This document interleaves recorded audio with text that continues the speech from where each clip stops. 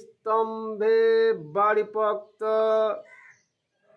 ভিত্তি যেন হয় শক্ত। দূরদৃষ্টি লক্ষ্য রেখে জানালা একটি হয় পোক্ত,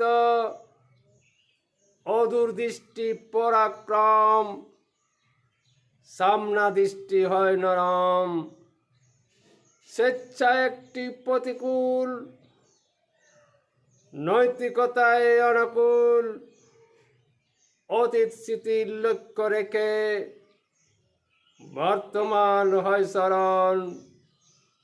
পরাক্রমে সারবস্তু, নিজের প্রতি হয় স্মরণ, নইলে নীতির হয় মরণ।